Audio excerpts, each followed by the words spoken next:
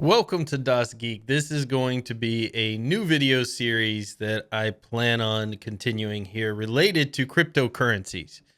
Now, we're going to get into some of the geekery of cryptocurrencies, but we're going to make this a learning opportunity along with my community here to help bring everybody up to speed on cryptocurrencies, why you may or should be interested in them, and then how to start getting involved in cryptocurrency. But before I begin with all that, I want to say a couple things. Number one, I am not a financial expert. I am not a cryptocurrency expert. In fact, everything that I know about cryptocurrency, I've learned really in the last couple of weeks. Now, I've done research into it before, even way, way back when this really started kicking off years and years ago. I had a mining setup that I had done on my machines and was mining some Bitcoin here and there. But it really wasn't taking off back then. Bitcoin was worth like $10 a Bitcoin. Had I stuck with it, I would have been very wealthy, but I didn't. Of course, things have changed a lot in this market with cryptocurrencies, but what I'm going to do in this is kind of explain here's what I know about cryptocurrency. Here's what I've been able to figure out. The community in the comments down below, if you're an expert in cryptocurrency, you've been involved in it in a long time, can help fill in those gaps. And kind of like the 30 days of Linux, we're going to, where I switched to Linux for 30 days and end up falling in love, we're going to do something similar with Bitcoin and cryptocurrencies. We're going to keep learning. I'm going to keep adding new videos as I learn new things. The community is going to help out where they can.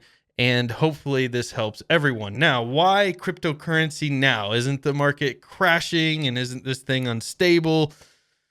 Well, number one, there's been a couple things that have happened recently with certain financial institutions, specifically related to a lot of YouTube videos you're going to see out there.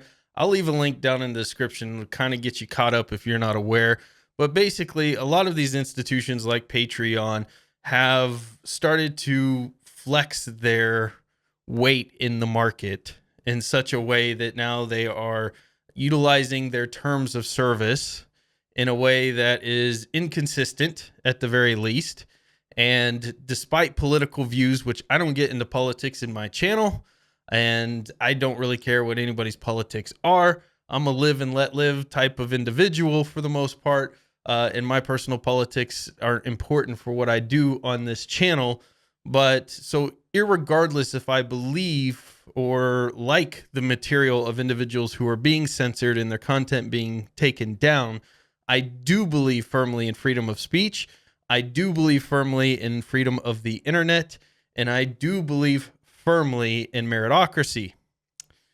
So those things, when they're challenged by institutions, irregardless if I share viewpoints with individuals who are being censored or not, is to me a dangerous road to go on, because now we stop having conversations altogether. Irregardless of what your viewpoints are, the conversations stop, battles take place, people start hating each other, they start segregating, we have fiefdoms everywhere, which is pretty much exactly what's happened. But now you've got corporate interests coming involved, and because they have what could be termed in a lot of cases as a monopoly-like control over markets, they can use their political viewpoints then to start censoring other political viewpoints. The conversations stop. This is a dangerous thing to happen on the internet, which I view as one of the last free places on there. Is everything on the internet fantastic and family friendly and safe? No.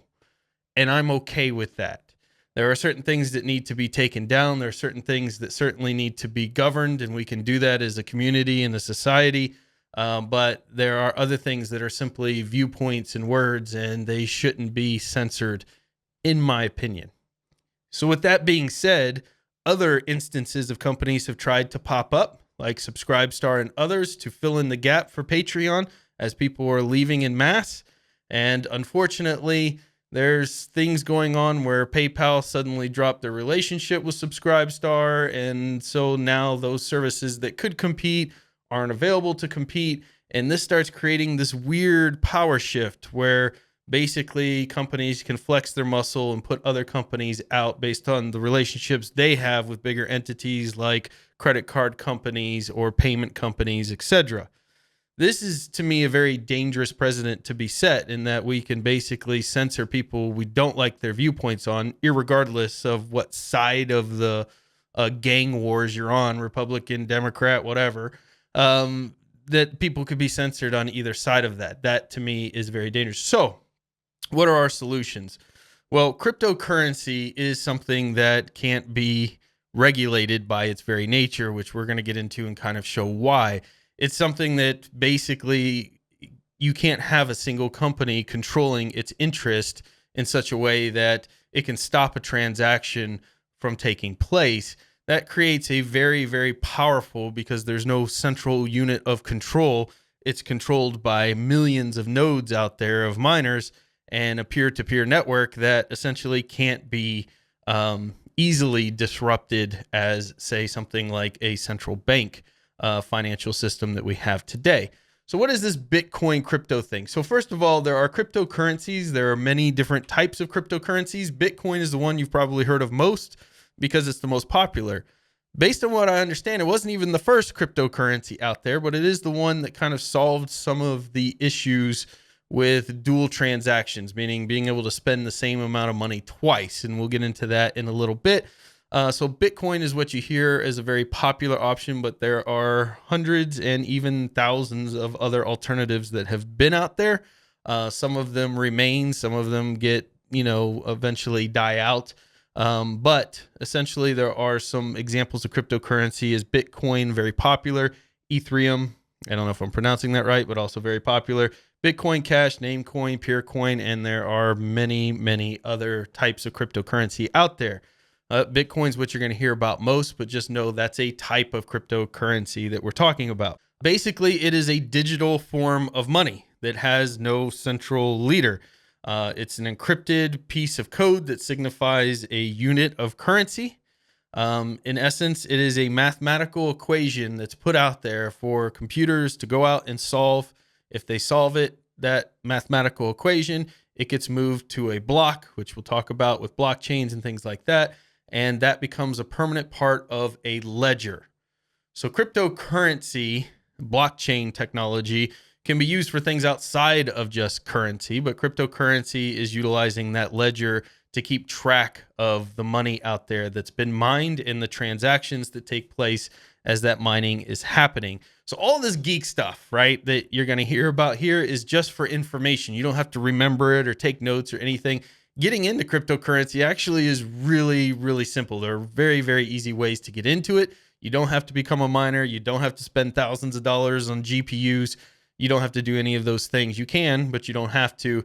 It's very easy to get into cryptocurrency. And that's really some of the points that I want to get across in this video. Is we're going to go through some of the information, but don't get lost or caught up in this, because utilizing Bitcoin or cryptocurrency is very, very easy to get yourself involved in. There's no central authority, so it's entirely decentralized because you have millions of nodes here that basically keep a copy of this ledger and ensure that this ledger does not get manipulated or changed in some erroneous way. It doesn't get hacked. If something doesn't look right, it doesn't get moved into the ledger. If somebody changes their ledger on their one end, or 100 people do, and it doesn't match what the other, 800,000 people have on their nodes, then it's going to be rejected by the network. So no central authority can basically come in and say, all of a sudden, DasGeek has 1 million crypto coin. Do you accept? Or Bitcoin, do you accept? And everybody goes, yeah. It doesn't happen that way because it's all completely decentralized on a peer-to-peer network that's set up. So the best example I can give you on a peer-to-peer network would be something like a BitTorrent or a Napster. They're not exactly the same, but they are forms of peer-to-peer networks where you're basically connecting to get bits of information from a bunch of different people in order to grab a file. BitTorrent works very, very well, as you know, and in getting files and things quickly. Very similar, except now we're dealing with a ledger, a consistent piece of information that doesn't change. Everyone can participate. It has access to the internet. There's no credit checks. There's no qualifications. This makes it a really awesome option for people in third world countries with very unstable governments, very unstable forms of money, financial institutions, and things for trading. So it's used there. It can be anonymous, and it's far more private than a credit or debit card. There is information, and Bitcoin specifically, that gets ledgered from transactions between two people. There are things that you can do in there, like wash your Bitcoin and that type of stuff to kind of as you're moving the money around, the person who originally owns it starts to get a little and little more anonymous. But there are other forms of cryptocurrency that are based on being purely anonymous. Bitcoin is more anonymous. Let's put that more anonymous than your typical, credit card or debit card. And we'll talk about some of that a little more. You're in control of your money entirely. There's no central bank or anybody to come in there. And we talked about different types of currency. So how does cryptocurrency work? So today, if you look at how your money works in a very simplified format, you basically have central servers that banks utilize to ledger their information against. Your transactions are tracked by these centralized servers. This lets financial institutions determine how much money you have to spend. So if you have $20 in your bank account and then you go to Target to go spend that, MasterCard goes and checks your debit card and says, oh, you only have $5 in there, denied. Or, okay, you have $20 in there, it takes it out. There's no duplication of that. You can't double spend that $20 you have in your account because it's going to check against a centralized server. And boom, it's going to either reject that transaction or accept it. Bitcoins, we talked about, peer-to-peer network. Everybody on there is decentralized, but everyone has a ledger or record of your money. That makes sure you can't double spend that $20 of Bitcoin that you may have in your account or whatever cryptocurrency you're using. So since everyone's ledger says, hey, Ryan has $20, if Ryan tries to spend $20 somewhere and that transaction gets accepted, that gets put into a block as that transaction took place. It's permanently recorded. So when I go to try to respend that $20 again, it goes across that network of nodes, says, nope, he already spent it, and I can't respend that. Network's made up of millions of nodes, no central database, no single point of failure. Every transaction is permanent. It cannot be reversed once that transaction is confirmed. So that is a way of how cryptocurrency works. I think it was very interesting in an article. They said when you hand over a credit or debit card, the merchant has access to everything. They've got your credit debit card number, your full name, your signature on the back, your CID that they utilize to, those 3-digit code that you utilize. They have all of that. It's a pulling transaction. They swipe that. You hope they charge you the $20. They give you a receipt that lets you know, hey, they charged you $20, but they could always go back in, and this has happened before, and swipe or scan that information and print it so that they could spend more of your money. Basically, employees who steal the credit card information and sell it off or utilize it themselves, because now they have access to everything that's in your account or your full credit limit there. Cryptocurrency is a pushing transaction, so you're not pulling money out of a central thing. You basically are pushing a single transaction. You agree to amount. That amount is pushed to them. It's recorded in the peer-to-peer network. No other information is needed or recorded. They can't take out more because that is all you sent them. There is no more. They don't have all the other information on your account to be able to just pull out additional money in there. They can only get what you sent and what is recorded in the ledger that they received. That's it. And that makes it kind of a powerful tool right there. Every transaction is permanent. It can't be reversed once it's confirmed again. So who watches over all of this crazy stuff there? Well, miners are the key part of Bitcoin and cryptocurrency. You've probably heard of mining cryptocurrencies and things like that before. Miners use their computers to essentially solve complex encrypted math problems. That's what their CPUs and GPUs or phones or Raspberry Pis or whatever device they decide to use to mine is doing. It's solving very complex problems. Once they solve that, they get rewarded with cryptocurrency. So that is how this kind of world revolves. So it starts with miners. Miners are all on the node, on the network. They're using their CPU power to try to solve this mathematical equation. Once they solve that, this block of the solved equation gets added to the ledger in the blockchain. It is permanently there. Additionally, anytime these miners are able to validate transactions that take place, which also get added into another block to say, hey, Ryan just sent Bob, 20 Bitcoin. that gets recorded in there, and that's permanently a part of the ledger in the blocks. So the blocks keep being added and added. So they're part of the verification process, as well as solving the equations out there, mathematical equations, to get more Bitcoin.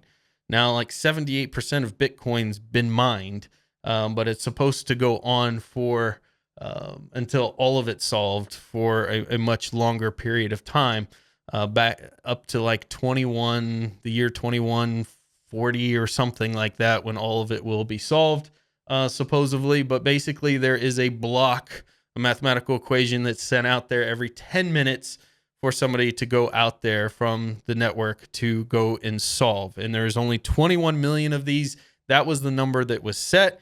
It's not going to change. This creates an interesting issue, of course, of what is going to be the purpose of mining when all the Bitcoin is mined.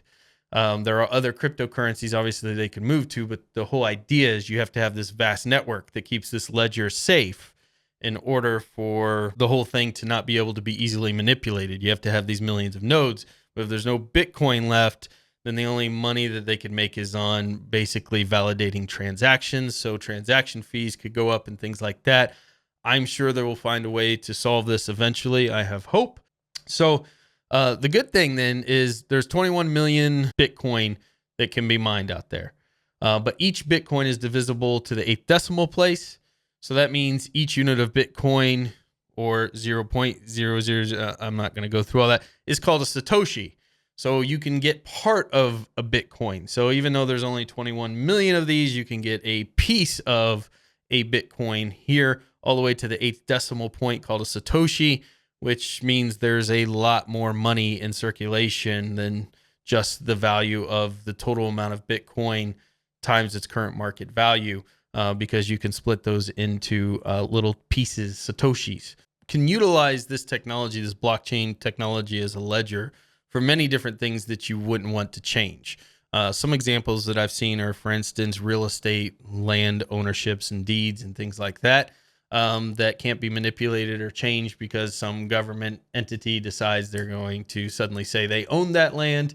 Or medical records, for instance, can't be changed or manipulated. So there are a lot of organizations looking at blockchain specifically, not necessarily cryptocurrency, as an opportunity to create these permanent ledgers that are very difficult to change or manipulate. Now, what you might be thinking right now is, well, Bitcoin's dropping off like crazy in the last year. It's lost a huge chunk of its value, which I'll show you in a moment. And a lot of that has to do with money being stolen in very big amounts, or other types of companies basically not keeping their information or the information of their clients private, that are acting in place as a mediator for Bitcoin or a market for Bitcoin. As I understand it, there's been 0 instances of Bitcoin itself, the ledger, being manipulated or hacked that we know of, that I know of anyways. There has been another form of cryptocurrency that did have a 51% attack used against to it, meaning somebody took control over 51% of the nodes and was able to do some damage there with that specific cryptocurrency. But that's the only one I'm aware of that took place. So just like your credit card or your bank account, which you may say, well, it's 100% safe because it's backed by, the government and everything else, we know that can change. The government can decide, because the market's crashing, and they can only going to allow, a certain amount of money to be taken out of ATMs, or, IRS or somebody else can come and just take the money out of your account without your permission. There are issues with all types of money in there, in which bad things can happen. Your account could get hacked and you could lose all the money in your debit card account. And then you have to try to go figure out how to get that back, or prove that it wasn't you that spent that money. There are issues with cryptocurrency. Obviously most of these issues, everyone that I've been able to research and see, are companies acting as banks, and basically not their ability to manipulate the overall currency itself as far as the ledgers and the process works yet. So I think for the most part, it comes with very similar risks to the money that you would store in a bank. That's debatable probably, but that's just my personal opinion. So now that I've convinced you, or maybe caught your interest in cryptocurrency a little more, you understand a little more about kind of how it works. And there's probably a billion more details than I've been able to explain. This is how I understand it. Leave in the comments below if you understand it in a different way. You might be asking yourself, how do I get some? Well, the easiest thing to do is go out there and just buy it on an exchange. You exchange your cash for some Bitcoin or Satoshis, little bits of Bitcoin, and that's it. You can keep it in a digital wallet, and you can spend it at places like, say, the Open Bazaar, which is like an eBay, but for cryptocurrency, running on a peer-to-peer network as well, where people list items and things out there that you can buy. There are other ways that you can get cryptocurrency as well. You could mine cryptocurrency, although this is considered by many now, depending on the cryptocurrency you choose, to not be very financially rewarding, meaning you're going to spend more money on cooling all of the equipment that you're going to have and your electric bill than you're probably going to make in cryptocurrency. So you can mine, and I suggest you do it for fun. You can mine on even your phone, and I will show you here using Lineage OS, me doing just something like that for fun. So this is mining Ethereum. I will make sure there's no personal information on here. There you go. So it's just a little bit of a mining app here that's just mining off of a phone. Am I going to get rich off this? No. Am I probably spending more money than I'm going to make? Yeah. But the point is that you can do it, and it's kind of cool. You could obviously do it with Linux. You can do it with Windows, any machine out there. There are separate machines out there like Antminers and things like that you can buy off eBay. You can get them for really cheap. They used to be worth a ton of money, but when Bitcoin crashed, so did the value of that equipment. But again, you're going to probably spend a lot more money in that. There are Bitcoin ATMs out there, which you can obviously go to, put your cash in certain cities, and it'll give you cryptocurrency in return. You can sell products or services in exchange for cryptocurrency. For instance, I've set up bitbacker.io, which I'll show you here now, and we're going to go through some of these sites that I have as well. But this is kind of my replacement for one of the replacements that I'm trying to utilize for Patreon. Don't like what Patreon has done, again, for the freedom of speech, freedom of the internet, and a TOS that I believe has not been fairly applied across the board for them. So because of that, I'm looking for other alternatives, and bitbacker.io is a way that you can send Bitcoin Cash or Bitcoin itself to me directly and still get all of the perks that I had out there for patrons. So that would be kind of going into an example of how in other ways you can make money with Bitcoin or get Bitcoin is people giving you some for services. In this case, it would be like being a Patreon, where you get behind the scenes information, you get a private Telegram group that you get to hang out with me and all the other supporters and stuff like that. And it just helps kind of build the community, help support the channel so I can buy new tech and play with new toys to show off to everybody. So it's a win-win for everyone. So again, the Open Bazaar, if you sell physical good on the Open Bazaar, you're going to get cryptocurrency for that in exchange. And we talked about the mining and the lucrativeness of that, but there are other ways you can make money as well. Those are just some examples. So you have cryptocurrency. Now what? Well, you want to set up a cryptocurrency wallet. And this is where you're basically going to store your cryptocurrency to keep it safe. There are many types of wallets. There are hardware wallets that basically you plug in, you add in the information, and then you pull it out and it's not online. Nobody can hack it or do anything with it. And you carry that with you to spend your cryptocurrency. There are software wallets that store in the clouds, some that store locally on your computer. There are paper wallets. Choose the most convenient option for you, but understand there are risks with all of these. If you have a hardware wallet and you lose it, you've lost that money forever. If you have no other record, you have a fire in your home and all that burns up, you've lost all that money as well. If you store it on the cloud, somebody could hack it and steal all your money. So you have that kind of risk as well. So cryptocurrency is volatile in its current state, certainly with its price jumps and moves and swings. They're violent, they're rapid. So my recommendation is do not invest more than you can afford to lose. If you have an extra $50 that if you lost it, you wouldn't cry, invest it in some Bitcoin, Ethereum, one of the other cryptocurrencies out there if you want to, if you're interested.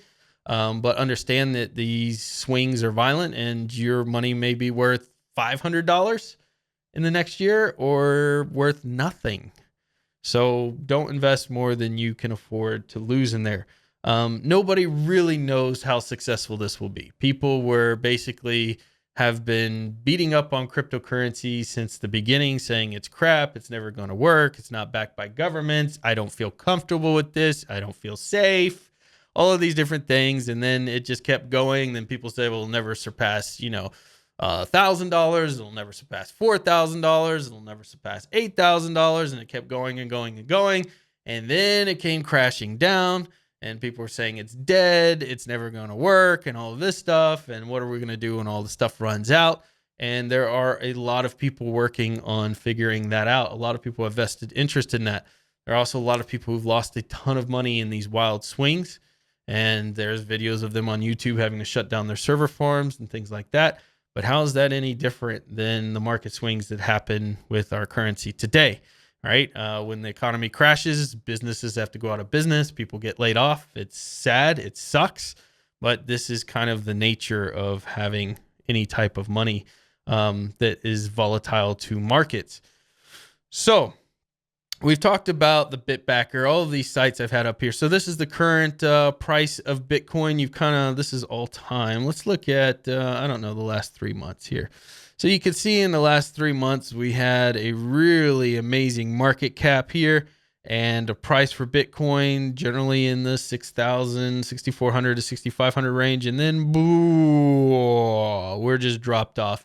And now it's kind of flatlined and nobody really knows where it's going to go from here. So one Bitcoin, is worth somewhere around $3,800, give or take some money there. And we don't know, is it going to go back up to this level where it was worth $6,000, or is it going to crash all the way to where it's worth nothing? Nobody knows. Nobody has the ability to know for sure. But my guess is with things happening with the financial institutions out there that we're starting to see is that people are going to start taking more interest in cryptocurrencies. Bitcoin may not be the one that solves all the problems, but most of these technologies are forked from other technologies. And eventually this could lead to that thing that is the most amazing version of cryptocurrency out there, or this could be the most amazing version of cryptocurrency out there. Who knows? This is an example of a hardware-based cryptocurrency storage solution wallet here for you. So very cool stuff. Costs about $100. Has a secure chip in there and all kinds. There are many different types of hardware ones out there, but this one, state-of-the-art security, multi-currency, simplicity, backup and restore. So it kind of goes through and talks about the options here. So just showing you what a hardware-based wallet kind of looks like out there. So what are some of the things I've used to start playing with cryptocurrency?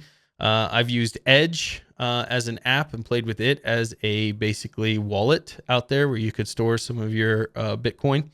I've used Coinbase. This is a marketplace where you can buy and sell cryptocurrency. So I'm using real cash here from a debit card and purchasing cryptocurrency and hoping to hold on to that and see if its value goes up and down. But again, I'm only investing money that if I lost it, it would suck. Every bit of money you lose sucks, but it wouldn't hurt, me financially or my family financially, that type of thing. Block hashing algorithms here. This is really interesting information. I'll leave a link to it down in the description if you kind of want to understand a little bit more about how all these hashing algorithms work and how the transactions get stored and those type of things there. This is another part of the Bitcoin.it wiki here, where it talks about information about how many blocks are there, what is the maximum number of blocks, and this talks about the average rate of one is released every 10 minutes. There are 21 million coins that have been generated out there so far. No one can say how long it'll take you to generate a block. Obviously, it matters how much CPU and GPU power and things are out there. And there are calculators out there to show how much Bitcoin you can basically be able to hash based on the power that you have and things like that.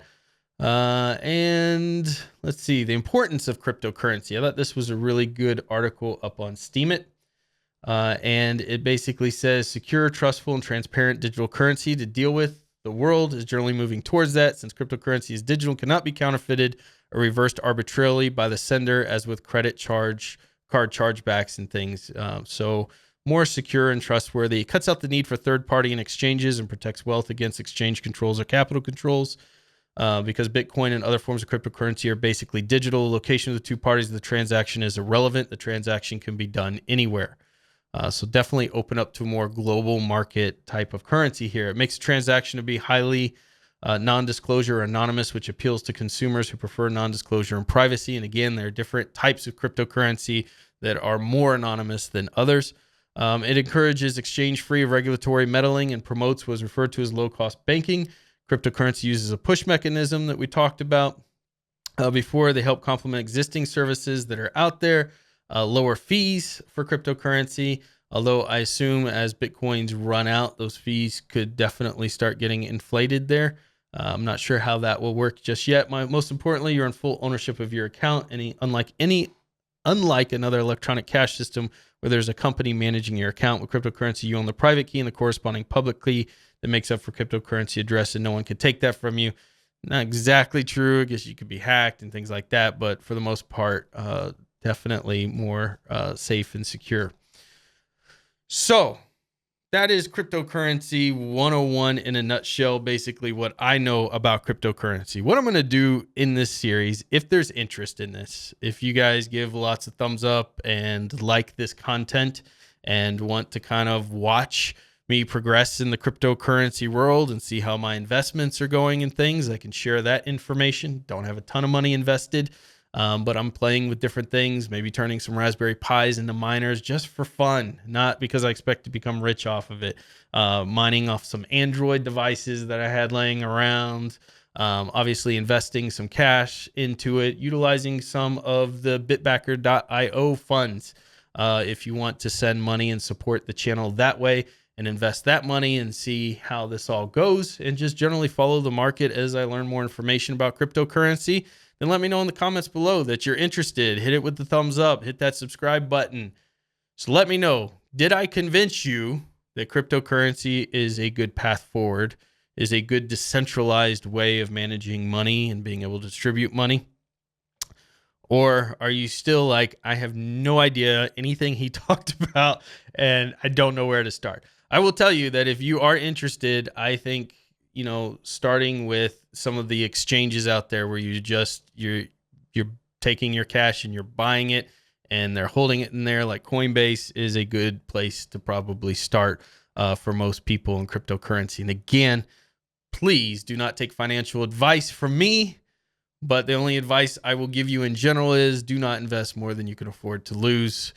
Do this at fun, as something to learn, as something to fill your brains with, because even if this technology and cryptocurrency goes away tomorrow, which I don't think it will, but even if it did, this blockchain technology, this hashing algorithm, this node idea is a very, very fascinating one that I think certainly is going to only increase across industries and be more important for people to understand the longer that it goes on and the more that it gets utilized in other industries out there. So that's my video.